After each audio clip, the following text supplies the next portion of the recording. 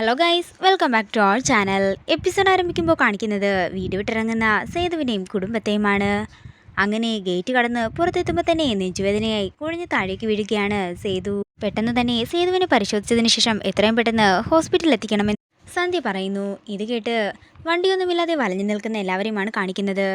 അതേസമയം ഗേറ്റ് അടച്ചുകൊണ്ടിരിക്കുകയായിരുന്നു അവന്തിക. ശത്രുതയും വൈരാഗ്യവും ഒന്നും മനസ്സിൽ വെക്കരുതെന്നും അച്ഛനെ ഹോസ്പിറ്റലിൽ കൊണ്ടുപോകാനായി ഒരു വണ്ടി വിട്ടുതരാനും അതിനുവേണ്ടി താൻ കാലു പിടിക്കാൻ തയ്യാറാണെന്നും അർച്ചന അവന്തികയോട് പറയുന്നു. ഇത് കേൾക്കുന്ന അവന്തിക പറയുകയാണ്, അയാൾ അങ്ങ് ചാകുന്നെങ്കിൽ ചാകട്ടേടി, അയാളുടെ ജീവൻ രക്ഷിക്കാനേ എന്താണെങ്കിലും ഞാൻ എൻ്റെ കാർ തരില്ല. ഇത് കേൾക്കുന്ന അർച്ചന ദേഷ്യത്തോടെ പറയുകയാണ്, ഒന്ന് നീ ഓർത്തോ, അച്ഛൻ എന്തെങ്കിലും സംഭവിച്ചാൽ ഈ വീടിനകത്തിട്ട് നിന്നെ പച്ചയ്ക്ക് കത്തിക്കും ഞാൻ. അതേസമയം അതിലൊരു ഓട്ടോ വരികയും ഓട്ടോയ്ക്ക് കൈ കാണിച്ചുകൊണ്ട് സേതുവിനെ സന്ധ്യയും നന്ദനും ചേർന്ന് ഹോസ്പിറ്റലിലേക്ക് കൊണ്ടുപോവുകയും ചെയ്യുന്നു. അതെല്ലാം കണ്ട് സന്തോഷത്തോടെ നിൽക്കുകയാണ് അവന്തികയും അനിരുദ്ധനും മൂർത്തിയും. തുടർന്ന് കതക് തുറന്നവർ അകത്തേക്ക് കയറുന്നു. അതേസമയം തൻ്റെ കാറുമായി അനൂപ് അവരുടെ അടുത്തേക്ക് ചെല്ലുകയാണ്. നിങ്ങൾ വാ, ഞാൻ കുറച്ച് ലേറ്റായി പോയി എന്ന് പറഞ്ഞുകൊണ്ട് അനൂപ് അവരെയും കൊണ്ട് ഒരു വീട്ടിലേക്ക് പോകുന്നതാണ് കാണിക്കുന്നത്. ഇത് ആരുടെ വീടാണെന്ന് സച്ചി ചോദിക്കുമ്പോൾ എൻ്റെ ഒരു ഫ്രണ്ടിന്റെ വീടാണെന്ന് അനൂപ് പറയുന്നു. അതേസമയം അവിടുത്തെ കാര്യസ്ഥൻ അങ്ങോട്ടേക്ക് ചെല്ലുകയും സച്ചിയുടെ കയ്യിലേക്ക് വീടിന്റെ താക്കോല് ഏൽപ്പിക്കുകയും ചെയ്യുന്നു. സച്ചിയുടെ ഹോസ്പിറ്റലിലേക്കൊന്ന് വിളിച്ചു നോക്കാനായി അർച്ചന പറയുമ്പോൾ ഞാൻ വിളിക്കാം, നിങ്ങൾ അകത്തേക്ക് കയറാനായി പറഞ്ഞുകൊണ്ട് അനൂപ് ഫോൺ വിളിക്കാനായി പോകുന്നു.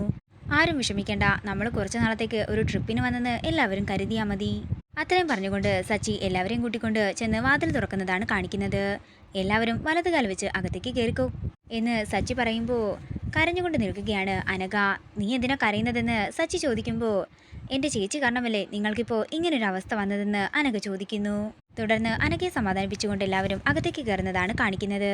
അങ്ങനെ അകത്തേക്ക് കയറിയതിനു ശേഷം എല്ലാവരും ബാഗുമായി കുറച്ചുപേര് മുകളിലേക്കും താഴേക്കുമൊക്കെ പോകുന്നതാണ് കാണിക്കുന്നത്. നമുക്ക് ഹോസ്പിറ്റൽ വരെ ഒന്ന് പോയി നോക്കിയാലോ എന്ന് സന്ദീപ് സച്ചിയോട് ചോദിക്കുന്നു. എന്തായി അനൂപേട്ട എന്ന് സച്ചി അനൂപിനോട് ചോദിക്കുമ്പോൾ BP കൂടിയതാ പ്രശ്നമായതെന്നും ഇപ്പോൾ ട്രിപ്പിട്ട് കിടത്തിയിരിക്കുകയാണെന്ന സന്ധ്യ പറഞ്ഞതെന്നും അനൂപ് പറയുന്നു. തുടർന്ന് സന്ദീപ് ദേഷ്യത്തോടെ പറയുകയാണ്, ആ അവന്തികയെ കൊല്ലണം. സന്ദീപെ കൊല്ലാനും ചാകാനുമൊക്കെ എളുപ്പമാണ്. നിയമത്തിന്റെ വഴി കൂടെ തന്നെ നമുക്കെല്ലാം തിരിച്ചു പിടിക്കണം. നമ്മൾ അവിടെ നിന്ന് ഇറങ്ങിപ്പോയതുപോലെ തന്നെ ഒരു ദിവസം അവളെയും അവിടെ നിന്ന് ഇറക്കി വിടണം എന്ന് പറയുകയാണ് സച്ചി. പിന്നീട് കാണിക്കുന്നത് അവന്തികയാണ്. നെല്ലിശ്ശേരി എന്ന് എഴുതി വെച്ചിരുന്ന വീടിന്റെ നെയിം ബോർഡ് നിലത്തിട്ട് ചവിട്ടി മെതിക്കുന്ന അവന്തികയാണ് കാണിക്കുന്നത്. കണ്ടോടെ അവളുടെ രോഷം. ഇങ്ങനെയാണെങ്കിൽ യഥാർത്ഥ സത്യം അവൾ അറിഞ്ഞാൽ എന്താകും സംഭവിക്കാൻ പോകുന്നതെന്ന് അനിരുദ്ധൻ മൂർത്തിയോട് ചോദിക്കുന്നു. ആ നിമിഷം അവൾ എനിക്ക് വിഷം തന്നു കൊല്ലുമെന്ന് അനിരുദ്ധൻ പറയുമ്പോൾ ആ കാര്യത്തിൽ എനിക്ക് സംശയമില്ലെന്ന് മൂർത്തിയും പറയുന്നു.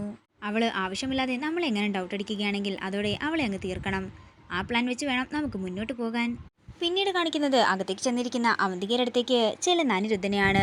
ഇപ്പം അവളുടെ മനസ്സിന് ഒരു ശാന്തതയ്ക്ക് ഉണ്ടായി കാണുമല്ലേ എന്ന് അനിരുദ്ധൻ ചോദിക്കുമ്പോൾ തണുപ്പാണെന്നും എല്ലാം കത്തി നശിച്ചു കഴിഞ്ഞുള്ളൊരു തണുപ്പാണ് ഇപ്പം എനിക്ക് ഉണ്ടാകുന്നതെന്നും അവന്തിക പറയുന്നു. അവന്തികയുടെ നെല്ലിശ്ശേരിയിലേക്കുള്ള തിരിച്ചുവരവും ആ സേതുമാധവന്റെ മരണവും ഒരു ദിവസമായാൽ അതിൽ പരം സന്തോഷം എനിക്ക് ഉണ്ടാകാനില്ല. അതേസമയം അകത്തേക്ക് ചെല്ലുന്ന മൂർത്തി പറയുകയാണ്, സേതുമാധവന് കുഴപ്പമൊന്നുമില്ല, അയാൾക്ക് ബോധം വന്നിട്ടുണ്ട്.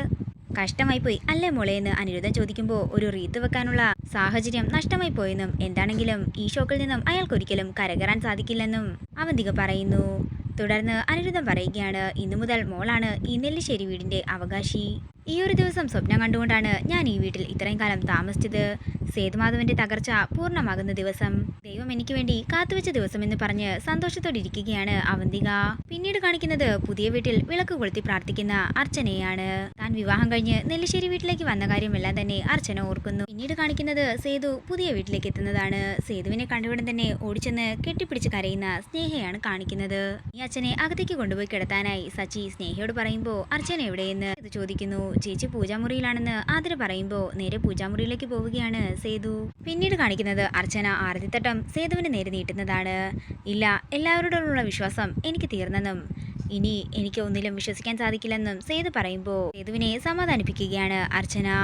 ഇന്ന് വരെ നെല്ലിശ്ശേരി സേതുമാധവൻ എന്ന് പറഞ്ഞ എല്ലാവരും എനിക്ക് ബഹുമാനം തന്നുകൊണ്ടിരുന്നത് അച്ഛൻ്റെ വ്യക്തിത്വമാണ് ആ ബഹുമാനത്തിന്റെ അടിസ്ഥാനം. അതൊന്നും എന്താണെങ്കിലും മാറാനേ പോകുന്നില്ലെന്ന് സച്ചി പറയുന്നു. ഇത് കേട്ട് വിഷമത്തോടെ നിൽക്കുന്ന സേതുവിനെ കാണിച്ചുകൊണ്ട് ഇന്നത്തെ എപ്പിസോഡ് ഇവിടെ തീരുകയാണ്. വീഡിയോ ഇഷ്ടമായെങ്കിൽ മറക്കാതെ ലൈക്ക് ചെയ്യുക, ഷെയർ ചെയ്യുക, കമൻറ്റ് ചെയ്യുക. കൂടുതൽ സീരിയൽ അപ്ഡേറ്റ്സിനായി മറക്കാതെ സബ്സ്ക്രൈബ് ചെയ്യുക.